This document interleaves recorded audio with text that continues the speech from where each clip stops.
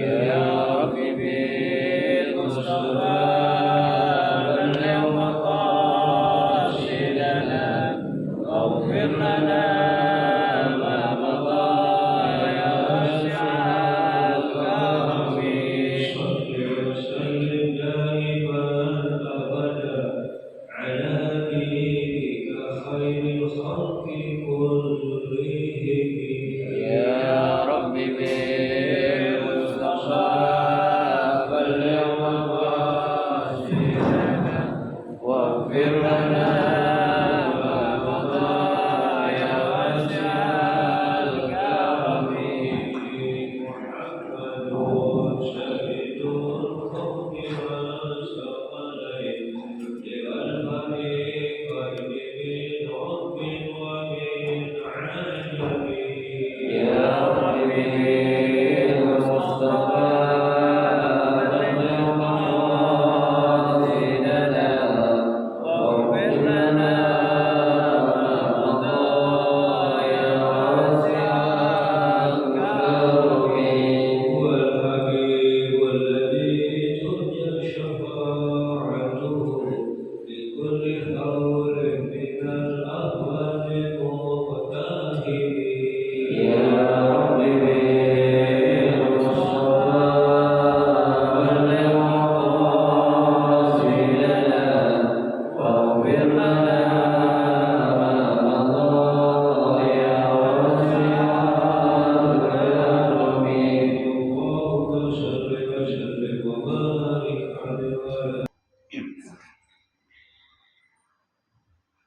Assalamualaikum warahmatullahi wabarakatuh.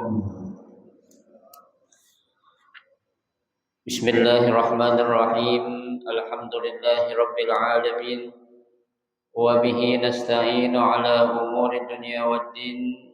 Wassalatu wassalamu ala asyrafil anbiya'i wal mursalin Sayyidina Muhammadin wa ala alihi wa ashabihi ajma'in amma ba'du. Fa inna sadaqal hadisi kitabullahi ta'ala wa khairal hadi hadi Rasulillah sallallahu alaihi wasallam wa syarrul umuri muhdatsatuha fa inna kulla muhdatsatin bid'ah wa kulla bid'atin dalalah wa kulla dalalatin finnar. Rabbi shrah li sadri wa yassir li amri wahlul 'uqdatan min lisani yafqahu qawli amin. Subhanaka la 'ilma lana illa ma 'allamtana innaka antal alimul hakim. La haula wa la quwwata illa billahil aliyyil 'azim. Para asatidzah wal ustazah, bapak-bapak, ibu-ibu, hadirin hadirat jemaah majelis taklim Masjid Hudal Islam yang dirahmati dan dimuliakan Allah Subhanahu wa taala. Alhamdulillah, kita bersyukur kepada Allah Subhanahu wa taala. Di pagi hari ini Allah Subhanahu wa taala masih memberikan kepada kita karunia nikmat-Nya yang cukup banyak. Di antaranya adalah berupa nikmat sehat wal afiyah, nikmat panjang umur, terutama dua nikmat besar yaitu nikmatul imani wa nikmatul Islam, yang tentunya patutlah kita syukuri karena dengan barakah nikmat yang Allah Subhanahu wa taala berikan kepada kita, alhamdulillah kita dapat melangkahkan kedua kaki kita menuju tempat yang termulia di sisi Allah Subhanahu wa taala dalam rangka kita mencari ilmu serta kita mencari keridhaan Allah Subhanahu wa taala. Kita berharap mudah-mudahan rangkaian amal ibadah yang sudah kita kerjakan, yang sedang kita kerjakan dan yang akan kita kerjakan, kesemuanya Allah Subhanahu wa taala akan memberikan ganjaran pahala yang berlipat ganda. Ilmu-ilmu yang sudah kita pelajari mudah-mudahan Allah Subhanahu wa taala jadikan ilmu yang bermanfaat dan yang akan kita pelajari, mudah-mudahan Allah berikan kemudahan kepada kita untuk memahami dengan sebaik-baiknya. Amin. Allahumma amin. Jamaah sekalian yang berbahagia, mari kita akan lanjutkan kembali kajian kitab Riyadhus Shalihin. Kita akan melanjutkan pembahasan dalam bab al-iqtisadi fil amal, ya, bab yang menjelaskan tentang ya anjuran Nabi kita Muhammad SAW agar kita sederhana di dalam melaksanakan ibadah, ya, artinya bukan sederhana ya sekedar doang, bukan, akan tetapi ya kita melaksanakan ibadah itu sesuai dengan kemampuan yang bisa kita lakukan, ya. Baik, pada pagi hari ini kita akan memasuki hadis yang berikutnya, yaitu hadis yang ke-146, ya. Bismillahirrahmanirrahim. Wa an Anas radhiyallahu anhu qala dakhala an-nabiy sallallahu alaihi wasallam al-masjid fa idza hablun mamdudun baina as-sariyataini faqala ma hadzal habl qalu hadza hablun li Zainab fa idza fatarat ta'allaqat bihi faqala an-nabiy sallallahu alaihi wasallam hulluhu liyusalli ahadukum nasyatahu fa idza fatara fal yurqad muttafaqun alaih.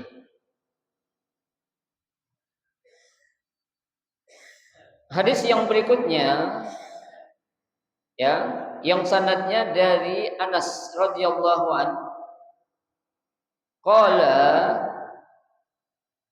dakhala an-nabiy sallallahu alaihi wasallam al-masjid. Nabi sallallahu alaihi wasallam masuk ke dalam masjid, ya. Jadi saat Nabi sallallahu alaihi wasallam masuk ke dalam masjid, fa idza hablun mamdudun bainas sariyataini. Nabi mendapati, ya, ada sebuah tali atau tambang kita bilang, ya, yang terikat antara, ya, memanjang antara satu tiang dengan tiang yang berikutnya, ya. Jadi tali itu diikat contoh dari tiang ini ke tiang ono gitu, ya, memanjang, mamdud itu artinya memanjang, ya, coba. Nah, ketika Nabi Shallallahu Alaihi Wasallam melihat di sebuah masjid ada tambang yang memanjang terikat di dua tiang, ya, faqala, maka Nabi bertanya, ya, ma hadzal hablu, ya, kata Nabi, tambang apaan ini, ya, ibarat kata ada di sini seorang DKM lah, ya, orang DKM masjid. Ketika dia masuk ke masjid, yang menjadi tanggung jawab dia, pas dia masuk ke masjid tahu-tahu ada tambang tuh, ya, memanjang terikat pada beberapa tiang, ya. Kan DKM nanya, tambang apaan sih ini, ya, biasanya kan nggak ada, kok tahu-tahu ada tuh, ya, terikat tuh pada satu tiang yang lainnya, ya, tuh. Qalu, maka para sahabat ketika Rasulullah Shallallahu Alaihi Wasallam bertanya, ya, mereka menjawab, ya, tuh, artinya ai ma sababu madda hadil makan, ya, sebab apa yang menjadikan tambang ini kok, ya, terikat memanjang di antara tiang, ya. Nabi nggak tahu, ya, sebabnya apa nih, apakah ada sesuatu, ya, atau apa yang akan dilakukan, ya. Qalu ayil hadirun, mereka tuh, itu orang-orang yang hadir saat itu, mereka berkata hadza hablun li Zainab.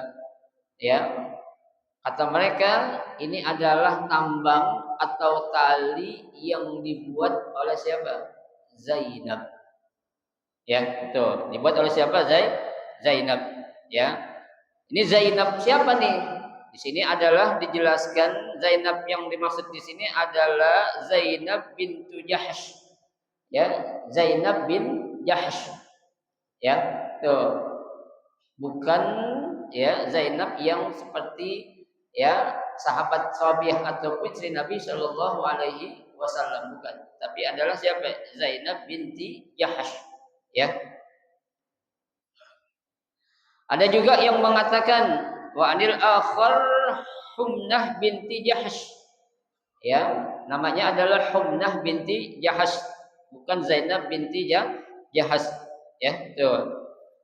Nah, kedua ya nama ya yang disebutkan oleh pengarang kitab ini baik itu Zainab binti Jahsh atau ya Umainah binti Jahsh, ya beliau mengikatkan tali ya di masjid ya antara satu tiang dengan tiang yang lainnya.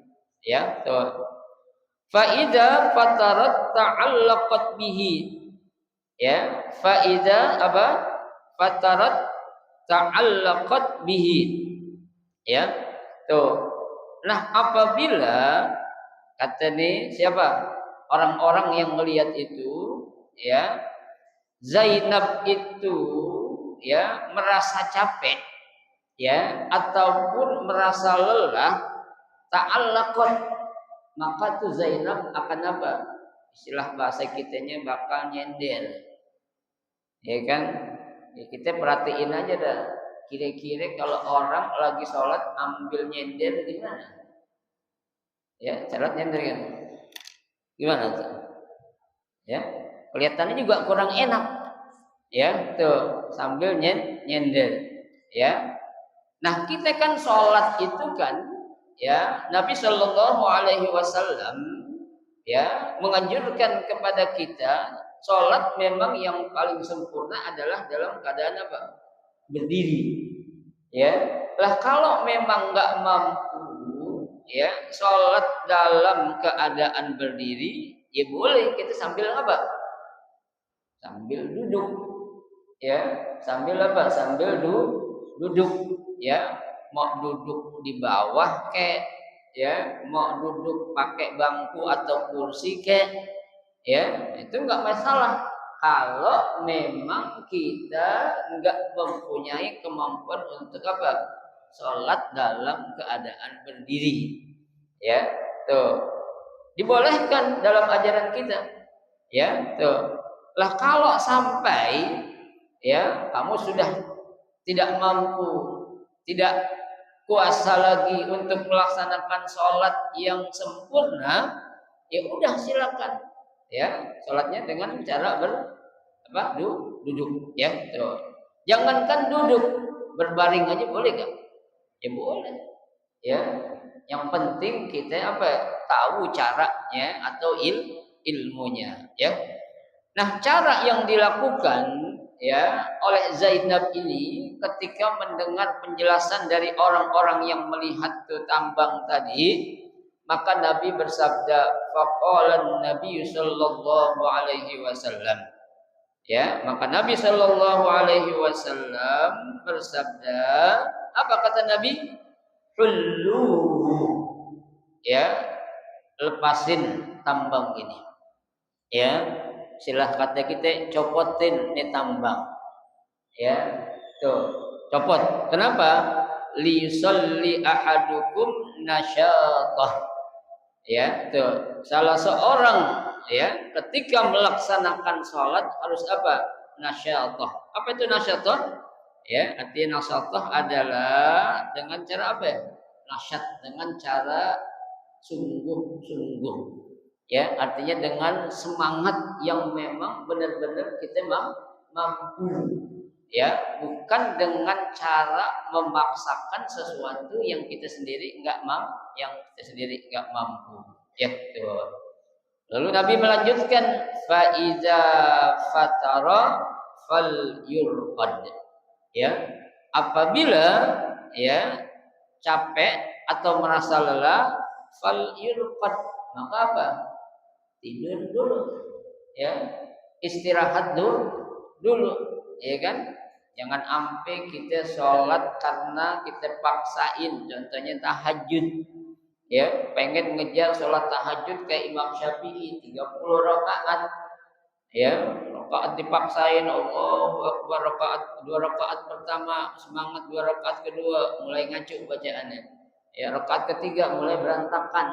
Ya, 2 rakaat keempat mulai miring-miring gitu. Ya, akhirnya kedua rakaat kelima baru yang ke-10 udah apa? Udah ngalur ngidul bacaannya itu. Ya, sampai mau kejengkang gitu. Nah, itu jangan sampai. Ya, karena kalau kita ngantuk, merasa capek, merasa lelah, Nabi suruh ngapain? Tidur. Ya, makanya kan kita aja Pak, Bu, ketika kita melaksanakan sholat qiyamul lail atau sholat tahajud, ya, sehabis kita tahajud, kemudian kalau emang belum witir kita witir, itu sunnahnya kita disuruh tidur lagi. Ya, tidurnya bukan tidur kayak orang benar-benar tidur maksud Nabi itu. Ya, ambil selimut gitu, ambil bantal aja, petik selimutan, bukan. Ya, artinya tidur sekedar apa? Ya, menghilangkan rasa apa? Ya? Lelah. Ya, jangan sampai nanti ya sesuatu yang sunnah kita kerjain dengan semangat, tapi yang wajibnya apa? Kita kerjain asal-asalan. Ya, ngantuk. Ya, apalagi sampai ke siangan, kelewatan tuh subuhnya. Ya, jangan sampai ya, ibarat kata peribahasa apa itu? Ya, yang kecil kita semangat mencarinya, yang gede kita apain? Kita tinggalin, jangan sampai. Ya, justru yang wajib dulu kita apain? Kita sempurnakan. Setelah yang wajib kita laksanakan dengan sempurna dan baik, baru kita apa? Mengejar yang sunnah. Ya, jangan kita balik. Sunnah kita semangat, yang wajib kita apain? Kita tinggalin. Nauzubillah min dzalik. Ya. Ini perlu juga kita arahkan kepada anak-anak muda terutama ini. Ya, anak-anak muda jangan hal-hal yang sifatnya rame-rame semangat gitu. Ya, tapi giliran yang sifatnya wajib talabul ilmu, mereka enggak semangat, ya terbalik. Ya. Kenapa? Karena ya, yang mendapatkan pahala yang luar biasa itu Nabi bilang kepada Ibnu Mas'ud apa? Dulu suka sa'atan fi majlisil ilm. Ya, duduknya kalian sesaat atau sebentar di majelis ilmu. Ya, tuh. Nah, kalau namanya majelis ilmu kan ada sesuatu yang kita apa? Kita dapat.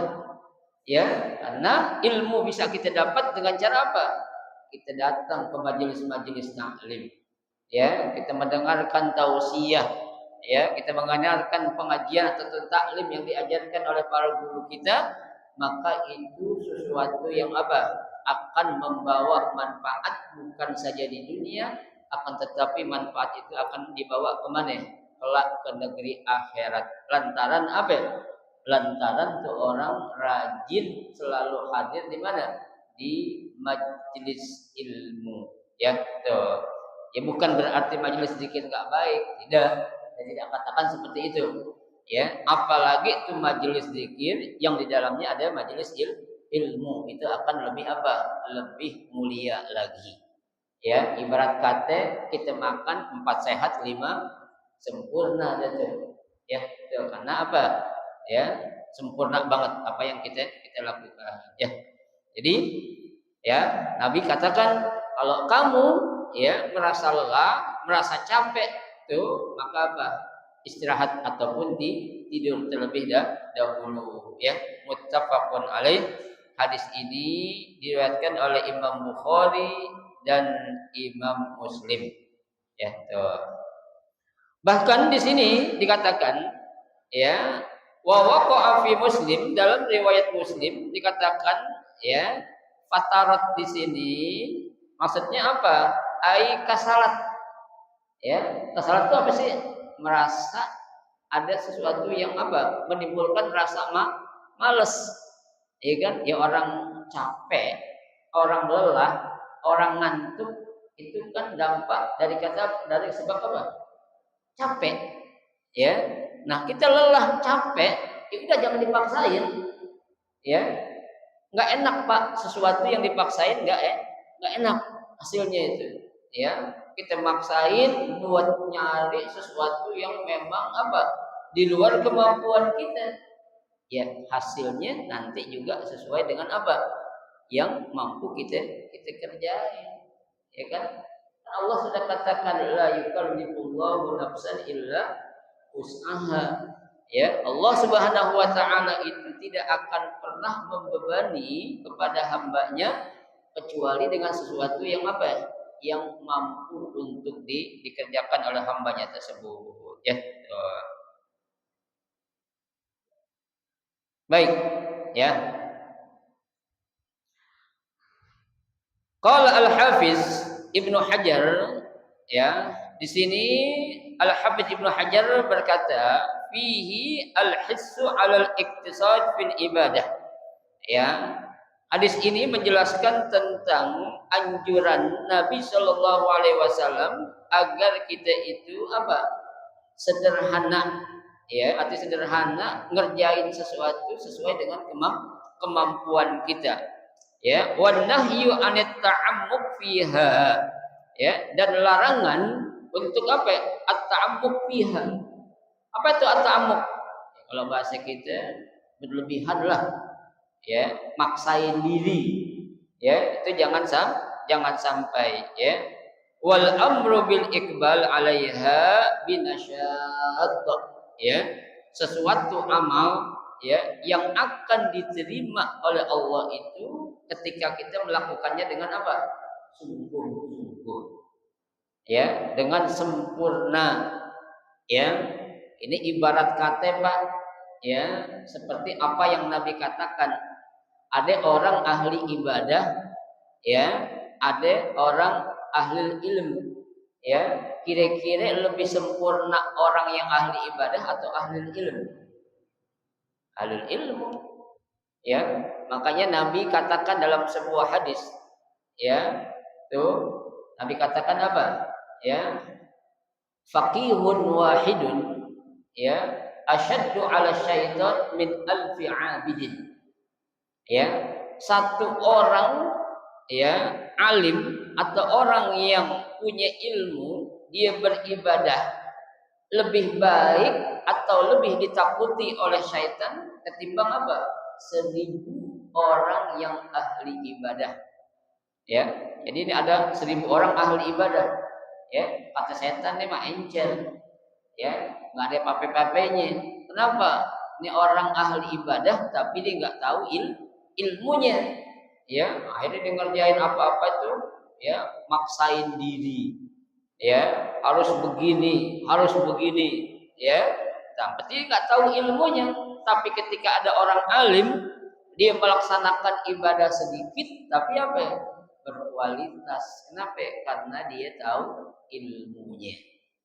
Ya, kalau ibarat dalam makanan beda dong.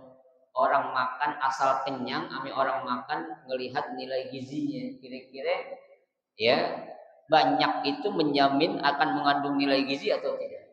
Kan enggak. Ya, sedikit tapi kualitas gizinya luar biasa, lebih baik ketimbang 2 piring tapi enggak ada apanya? Gizinya.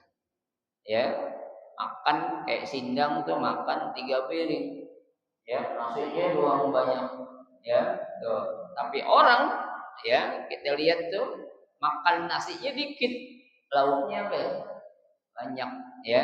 Karena kualitas sesuatu itu dilihat bukan karena banyaknya, ya, bukan, tapi apanya? Nilai suatu makanan yang kita makan, ya kan? Ya makanya maaf, orang-orang sakit aja, Pak, itu kan makannya diapain?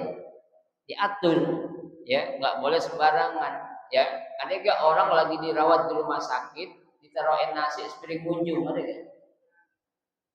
Orang lagi di opname nih, ya, di rumah sakit ditaruhin nasi, dibikinin nasi rames sepiring kunjung, ada. Itu bukan orang sakit namanya tuh. Ya, tuh, kalau orang sakit tuh diatur makannya. nasinya sekian gram ditakar, lauknya sekian gram, ya, sayurannya sekian gram, buah-buahannya sekian gram, itu diatur, ya, itu kan akan terasa enak tuh, ya. Baik. Selesai sudah ayat hadis yang 146. Nah, sekarang kita hadis yang berikutnya. Wa an Aisyah radhiyallahu anha anna Rasulullah sallallahu alaihi wasallam qala idza na'asa ahadukum wa huwa yusalli falyarqud hatta yadhhaba anhu an-nawm. Ya. Dari Aisyah radhiyallahu anha, mudah-mudahan Allah meridainya, anna Rasulullah sallallahu alaihi wasallam qala, bahwasanya Rasulullah sallallahu alaihi wasallam bersabda, "Idza na'asa ya ahadukum ya, apabila salah seorang di antara kamu ya na'asa, apa itu na'asa? Merasa ngantuk. Ya. Kita kan artinya lagi sholat nguap mulu, wah gitu kan, ya, itu kan nggak menjadikan sholat kita itu kurang sempurna, ya. Nah kalau kita merasa ngantuk, kata Nabi, wa huwa yusalli, saat di dalam ya akan melaksanakan sholat, falyarqud, ya, maka Nabi suruh apa? Tidur dulu, ya, tuh. Ini kan fiilnya adalah fiil apa nih? Fiil amr, perintah Nabi. Ya, jangan sampai tadi yang saya jelaskan, kita sholat, ya, ampi kita apa? Ya, goyang-goyang, ya, akhirnya apa? Bacaan kita enggak benar apa yang kita baca. Ya, orang Pak kalau ngantuk, ya, kalau capek, jangankan baca surah yang panjang. Ya, sudah yang pendek aja kadang apa ya? Ya, muter-muter. Ya, baca kuliah, ya, kita baca apa itu? Ya, la a'budu ma a'budu wala antum ana ma'bud wala ana a'budu ma abadtum wala antum ana ma'bud wala ana a'budu ma abad wala antum ketemu. Ya, bolak-balik. Ya. Ya, atau mungkin dia baca surah, ya, seperti dia baca surah apa itu? Al-Bayyinah. Ya kan? Kan Al-Bayyinah kadang susah juga surah itu. Ya, kita baca bolak-balik situ lagi, wa ma umiru lagi. Ya kan? Nah, itu apa? Akibat kita enggak fokus, ya. Kita enggak apa itu? Ya, tidak apa namanya itu? Khusyuk dalam apa? Melaksanakan sholat kita. Ya, pokoknya dampak negatifnya itu lebih apa tuh? Lebih banyak ketimbang positifnya. Ya. Nah, orang jangankan sholat, Pak. Ntar dikit lagi kita lihat anak-anak kita nih yang masih kecil-kecil. Ngapain? Makan sahur dalam keadaan apa? Ngantuk. Ya. Tuh anak kita suruh makan lagi ngantuk banget, kira-kira makannya benar gak? Kalau benar. Ya. Tadi ngambil nasinya di mana, yang disendok di mana. Ya, itu. Kadang dinyuap nasi harus masuk ke mulut, harus dimasukin ke mana. Ya, macam-macam itu. Namanya anak-anak. Ya, itu anak-anak, apalagi kita. Ya, anak-anak tenaganya kan masih apa? Masih super ekstra. Ya. Nah, kalau kita yang udah di atas, apalagi kepala 60 70, ya, tuh jangan memaksakan apa ya? Memaksakan diri kita. Ya, kita memaksakan diri kita di luar kemampuan yang bisa kita lakukan. Tadi saya katakan dampak negatifnya lebih apa? Lebih banyak ketimbang dampak positifnya. Ya, tuh. Baik. Falyarqud, kata Nabi, ya, maka tidurlah terlebih dahulu hatta yaz'aba anhun naum, ya, sampai rasa ngantuk itu apa ya? Hilang. Ya. Kayak orang-orang, Pak, contohnya ya lagi melaksanakan perjalanan jauh, ya, nyetir mobil sendiri. Tuh, di situ aja kan ada peringatan. Ya. Jangan mengemudikan kendaraan saat dalam keadaan apa? Ya, istirahatlah.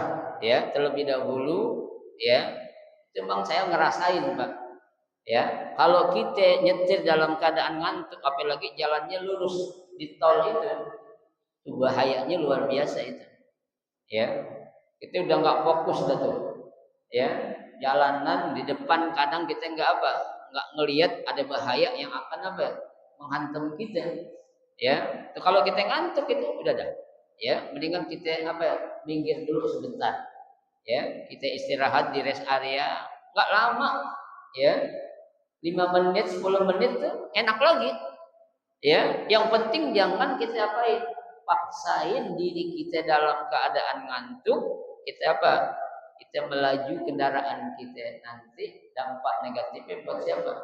Buat dia sendiri dan juga buat orang lain, ya nah itu kan banyak penyebab kecelakaan itu 70% disebabkan karena apa?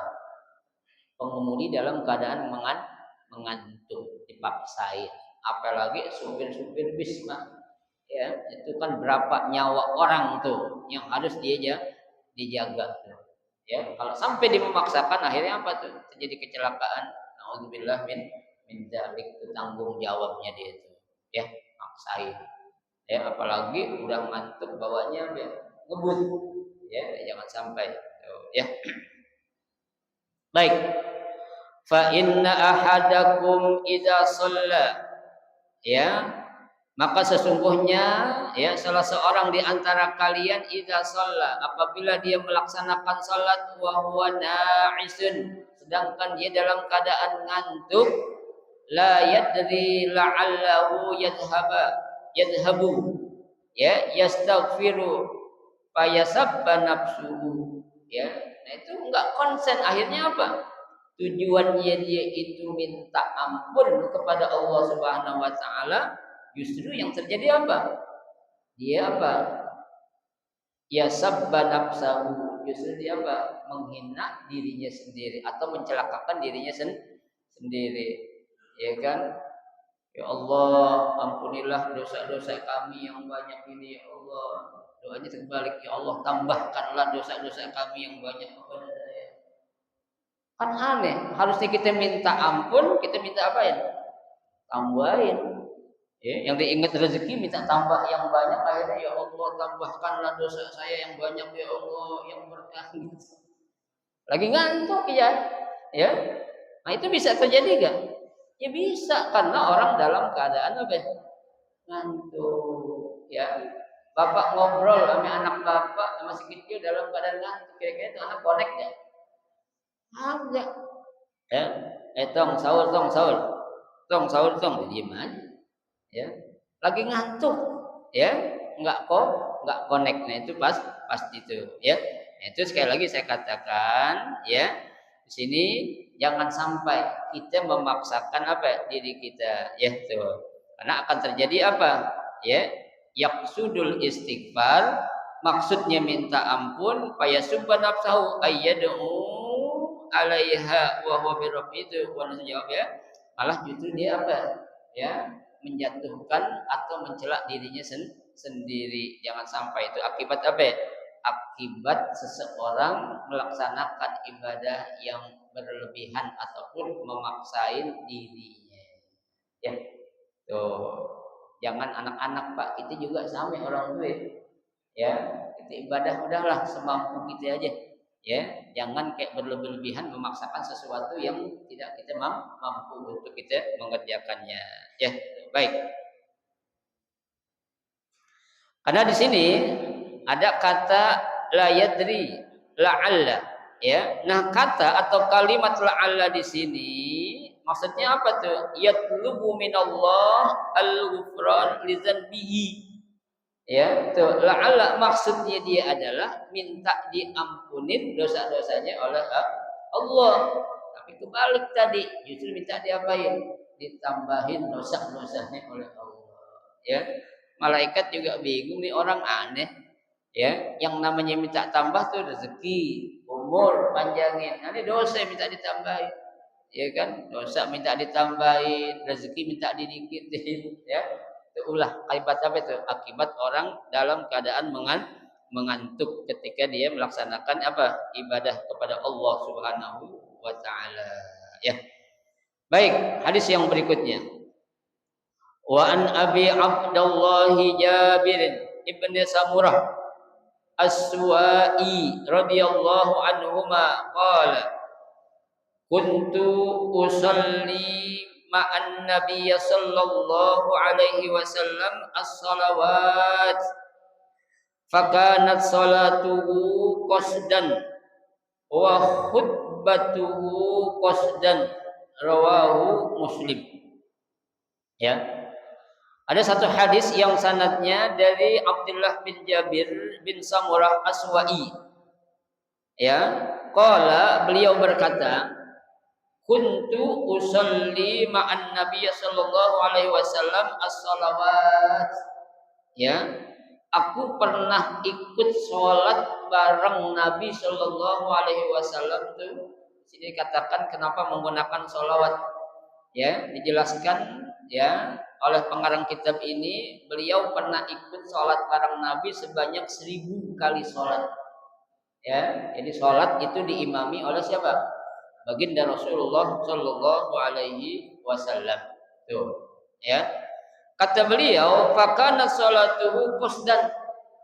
Ya, Nabi itu kalau mimpin sholat atau beliau menjadi imam tuh, ya'ti bimukammalatiha. Ya, Nabi menjadi imam sholat itu melaksanakan sholat secara apa? Sempurna. Arti sempurna di sini maksudnya apa? Syarat dan rukunnya benar-benar diapain? Dilaksanain. Ya, bahkan wa masnunatiha. Ya, tuh sunnah-sunnahnya juga Nabi apain? Nabi kerjain. Ya, min ghairi tulin wala qasrin. Ya, enggak kepanjangan, enggak kependekan. Ya. Ini kan ada juga nih orang jadi imam, ya, dia mengimami sholat berjamaah di masjid. Ya, lagi ngimamin sholat jamaah di masjid, bacaannya lagi ngulang hafalan. Ya, ini nggak bisa. Ya, kalau ngulang hafalan, sholat sendirian sunnah silakan. Lu mau baca 2, mau baca 3 lembar, 4 lembar, sejuz juga monggo. Ya, tapi ketika ya seseorang imam dia mengimami sholat berjamaah di tempat yang ramai, ya, hendaklah dia harus tahu siapa yang menjadi makmum yang ada di belakang dia. Ya, karena di situ kan kata Nabi ada sebagian makmum orang yang udah tua, ya, yang udah enggak mampu lama-lama berdiri. Ya, ada sebagian orang juga ada yang punya apa? Punya hajat, ya, dia janji tuh, ya. Karena orang yang jadi namanya imam itu Pak, kan enggak gampang jadi imam sholat, ya. Gampang kan menjadi pemimpin RT lah, ya, ketimbang menjadi apa? Pemimpin dalam sholat. Kenapa? Karena yang namanya imam sholat tuh kita bisa gak ngebawa jamaah tuh biar benar jamaah itu apa? Ya, khusyuk sholatnya. Ya kan? Ibarat kita naik mobil lah. Kita kalau naik mobil sama orang yang baru belajar, sama orang yang udah lihai, kita kira kita tenangan sama yang mana itu? Yang udah lihai kan? Ya, orang kalau bawa mobil udah lihai kita bisa tidur. Ya, tapi kalau kita naik boncengan sama orang-orang yang baru belajar, jangankan tidur, kita naik aja gelisah. Ya, gelisah, tengoknya. Ya, orang baru bisa bawa mobilnya gerasa kusut amat, berapa guru. Tuh, ya. Nah, kita bisa enggak nih, ya, membukakan makmum atau orang yang ikut sholat bareng kita itu, sholat mereka itu menjadi khusyuk. Kenapa? Karena orang yang namanya menjadi imam sholat bukan hanya mengandalkan hafalannya, ya, bukan hanya mengandalkan apa?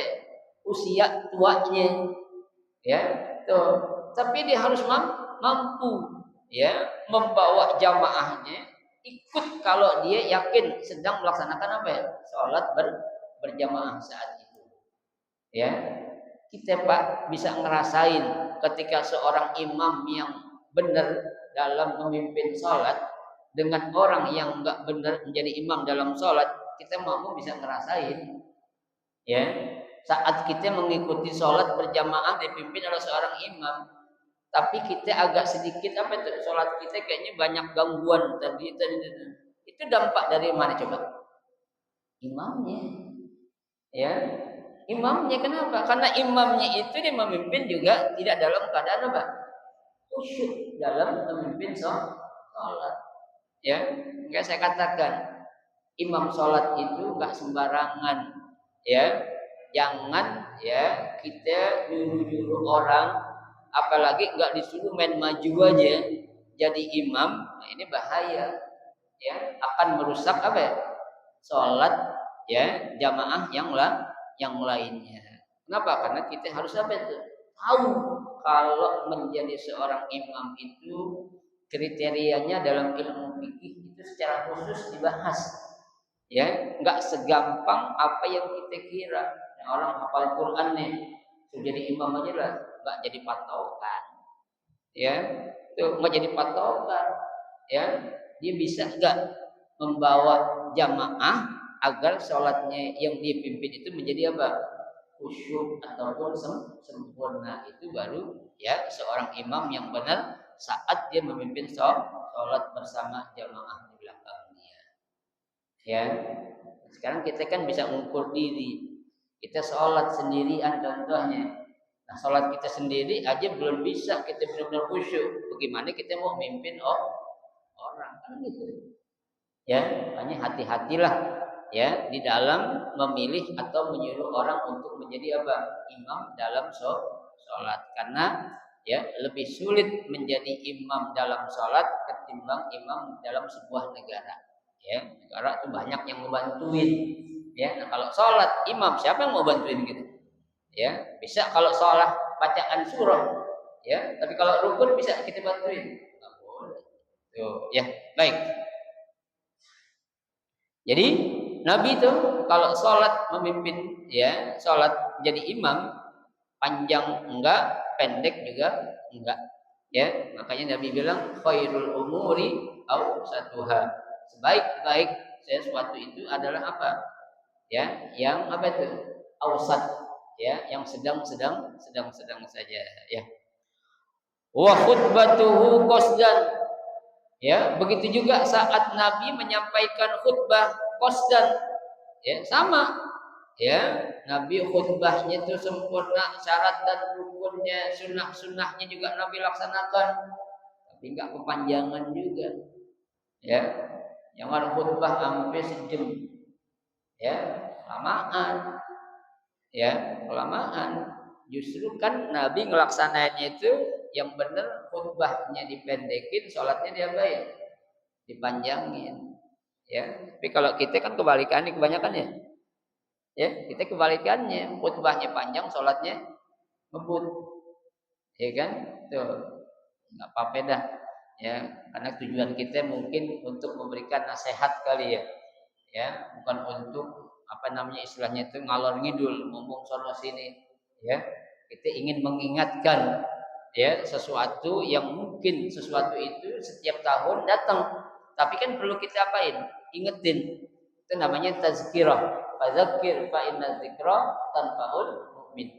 Ya, kasih ingatan ya, karena memberi ingatan itu sesuatu yang akan memberikan manfaat kepada orang-orang yang beriman ya.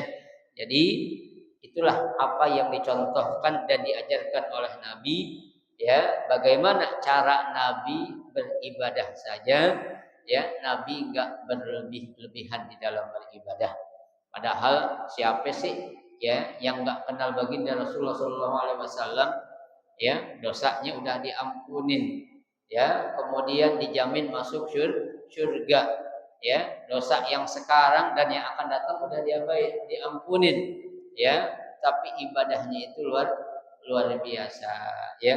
Nah, nanti ketika kita melaksanakan ibadah Pak yang kita paksain, nantinya ketika kita melihat orang lain ibadah yang enggak sesuai dengan yang dia laksanain, akhirnya kita ngapain?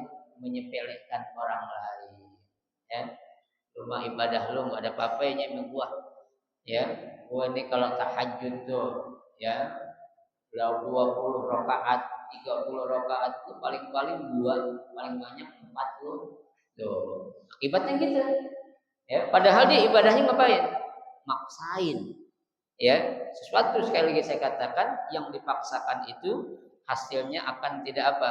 Tidak maksimal ketimbang kita melaksanakan ibadah itu apa? Sesuai dengan kemampuan yang kita mampu untuk kita laksanakan. Ya. Nah, ini beberapa hadis yang kita baca ya mengenai tentang anjuran Nabi agar kita itu beribadah semampu kita saja, ya, jangan sampai berlebihan. Maksud berlebihannya apa? Yang akan menjadikan justru ibadah kita menjadi apa ya? Berantakan ataupun rusak. Kayak tadi itu seharusnya di doa minta diampuni dosa, tapi justru minta diapain? Tambahin dosanya, ya. Ini akibat ulah orang yang apa ya? Maksain diri dalam melaksanakan ibadah, ya. Nah, Bapak Ibu sekalian, saya kira cukup 3 hadis dulu kita baca. InsyaAllah nanti pada pertemuan Sabtu yang akan datang akan kita lanjutkan hadis yang berikutnya. Mudah-mudahan sedikit yang kita pelajari ini menjadi ilmu yang bermanfaat buat kita. Amin. Ya Rabbal Alamin. Silakan orang bertanya.